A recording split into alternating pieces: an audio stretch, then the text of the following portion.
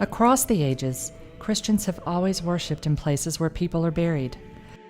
From early believers worshiping within catacombs to the ancient practice of crypts being built underneath cathedrals, the Church has been in the custom of gathering among the living and the dead. It is an expression of our belief in the communion of saints. Together, we affirm the holy cycle of birth, death, and life eternal in union with Christ our Lord. John Fellers, who was my original mentor at this church and encouraged me to join the church, made the comment that it was a communion of saints. And we went to England with the church choir and we visited cathedrals from Edinburgh all the way down to London. And you walk in, you get a kind of a holy feel. It's solemn, and you realize that there are great people who are interred within the church, and it really makes you feel exactly what John said. It's a communion of saints where people are on hallowed ground and they're a part of the church. In modern times, we often think of a cemetery as the default place for burial.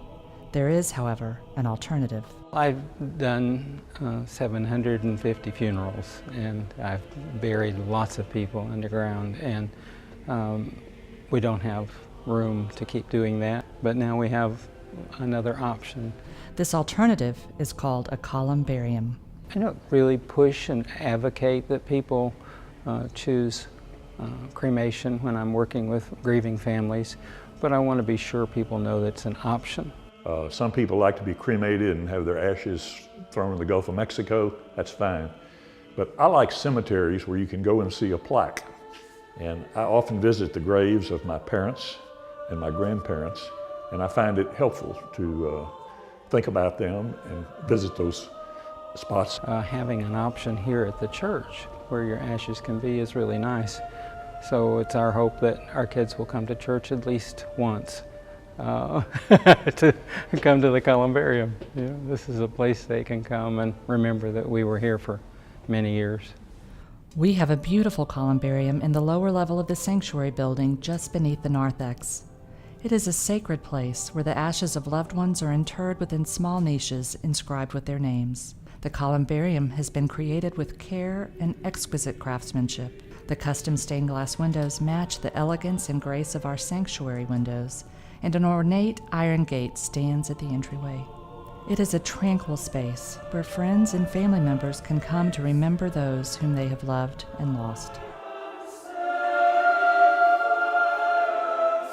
That when the choir is singing their hardest and the organ is pounding away and you're having a bad day, you can come down here and you can sit with your loved one, mother, father, husband, child, and you feel like you are a part of the church. The church has put its arms around you. I have found every aspect of the columbarium to be supportive, to be convenient, to be loving, to be a place of reverence that I can retreat to on occasion and have a quiet time and a quiet moment.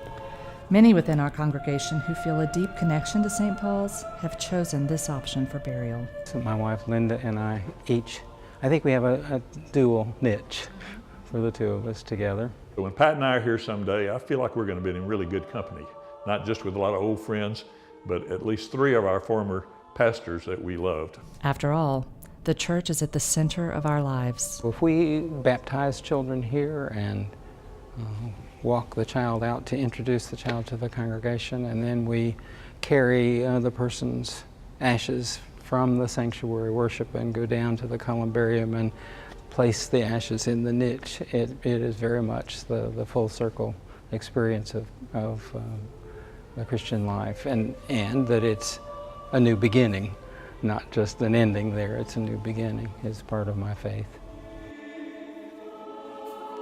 And the ability to commune with the saints of the church, the saints of this church, and your particular loved ones here, that ability is enhanced in the columbarium. I walk around the room and very quickly I'm aware of the presence of many, many saints of St. Paul's. I'll just walk by and touch the niche cover, and it's almost like I feel a communion with that person. We hope you would consider the columbarium in your end-of-life planning.